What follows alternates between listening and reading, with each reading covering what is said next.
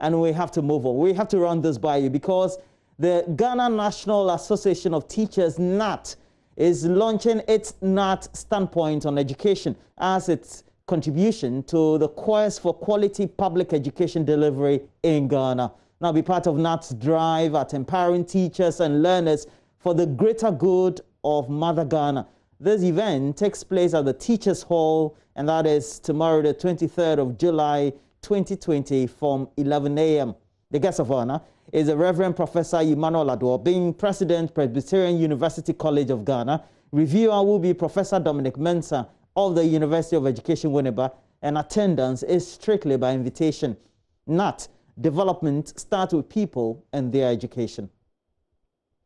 Golden Finger Industries Limited is a fast-growing manufacturing company processing fruit into quality organic cosmetic products, cleaning disinfectants, and also produced right here in Ghana under certified FDA conditions. They have in stock GF hand sanitizers, GF rubbing alcohol, GF Jettle antiseptic, GF multipurpose liquid soaps, GF hand washing soaps, antiseptic cleaner, GF also named as well, GF multipurpose glass cleaner, and they are located at Giselle Estate, SEC DVLA on the Wager Road.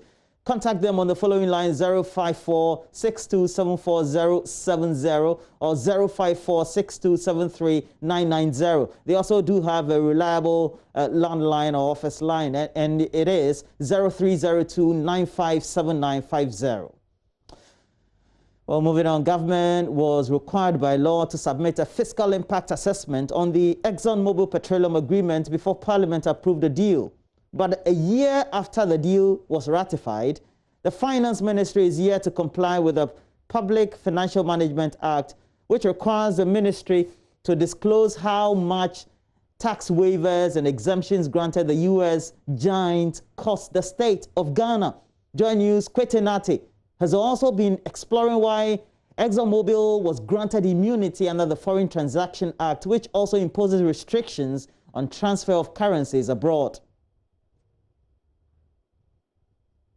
A report of parliamentary debate on 3rd April 2019, the government of Ghana assured the Parliamentary Select Committee on Finance that the fiscal impact assessment on the ExxonMobil Petroleum agreement to explore oil in Ghana's deep waters would be submitted to the House. This is a requirement under the Public Financial Management Act 2016. The document was expected to provide an insight into how much ExxonMobil's tax waivers and exemptions under the agreement is costing the state.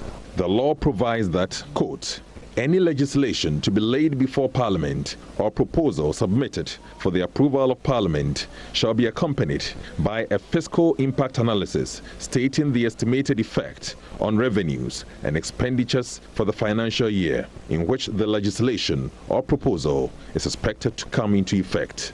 The fiscal impact analysis will determine the benefits the country will derive from the agreement and how this relief would impact the revenue of the country.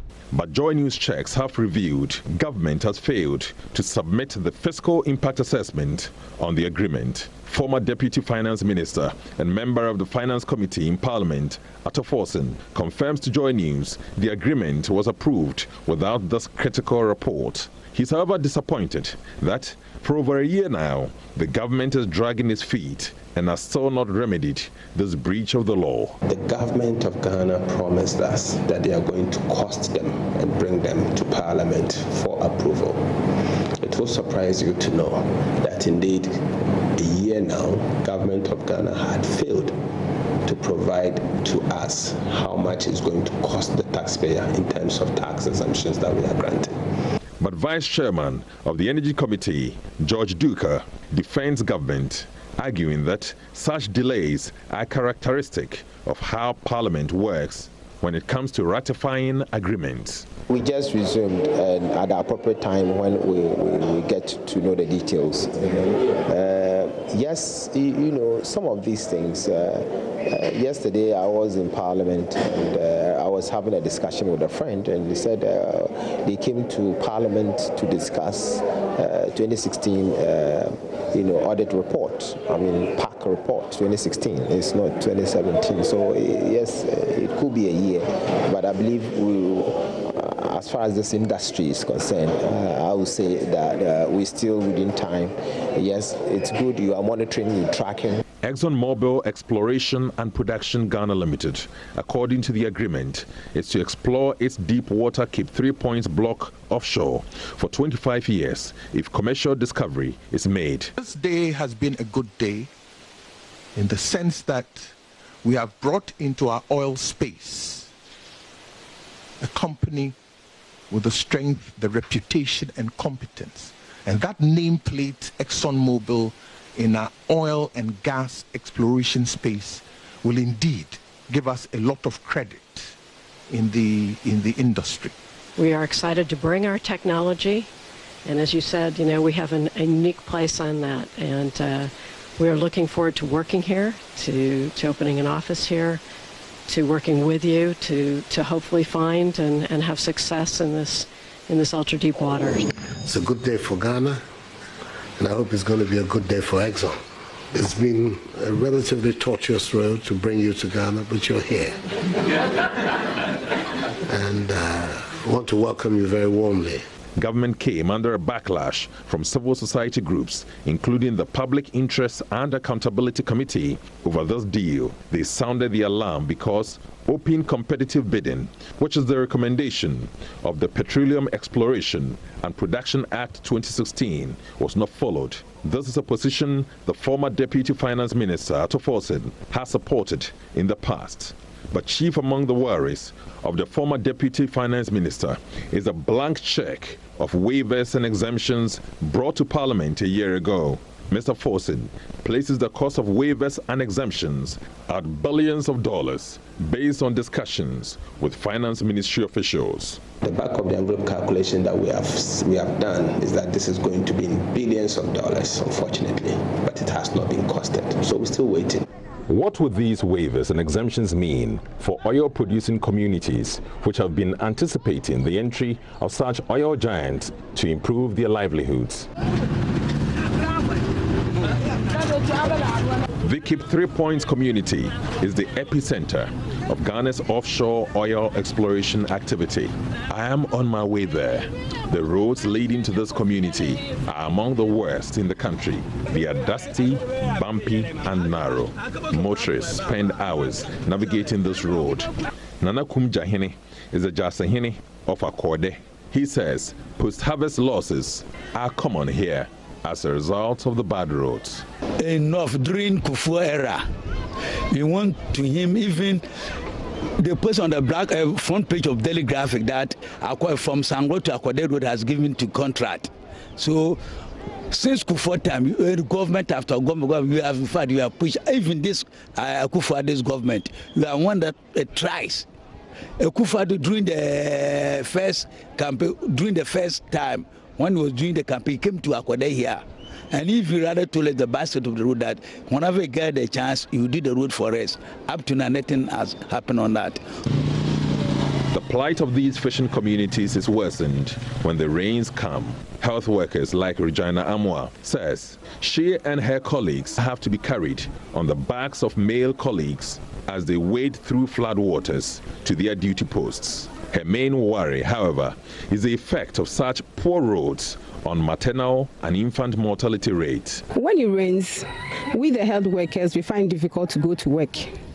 And then our patients here, the community members also find it difficult to visit the clinic because the roads are very, very bad. Somewhere in June, we had an incident where a pregnant woman was visiting the facility and unfortunately she fell and then she was rushed to our facility and then later on she was also referred to DISCOF for further management. It's really tough for us. Sometimes we have to remove our footwear, walk in the rains like that. At times too, we have to be carried at the back. civic activists and communities of the Cape 3 Points region say there is another vexed issue: the immunity granted ExxonMobil under the Foreign Exchange Act 2006. This immunity allows the oil giant to transfer foreign currency out of the country freely without restrictions. Former PIAC chairman Dr. Steve Mantiao claims that this immunity was granted because Bank of Ghana officials were sidelined in negotiating the deal. The impression was created at the time that ExxonMobil was entering into a fresh negotiation. No, it wasn't actually fresh negotiation, but they were continuing with the negotiations that commenced under the previous government. But as I noted earlier, those negotiations ended with no contract, and so they had lapsed. So if ExxonMobil was coming back, then it was coming back for fresh negotiations under fresh terms of reference. And so had to be subjected to the new law which had been passed in August 2016, that is the EMP Act, which requires that open competitive bidding becomes the default arrangement for contract negotiation in Ghana. However, the government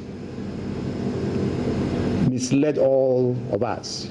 I mean, the current government, the NPP government, misled Ghanaians into thinking that it was only continuing with the negotiations started by the NDC government, and so there was no need to go through that new default position established under Act 919, which is the open competitive bidding. And so, in constituting the negotiating team for Ghana, government succumbed to demands from ExxonMobil to exclude the Bank of Ghana from the renewed negotiation process. According to the official transcript of Parliament's debate on the agreement, government officials said that the Bank of Ghana had agreed to waive the restrictions for ExxonMobil because of the effect on the operations of the company and the potential benefits of oil exploration and production that may accrue to Ghana. Well, and that is this great report put together by Kwete Nate. And I tell you, we'll bring you more on subsequent programming right here on the channel.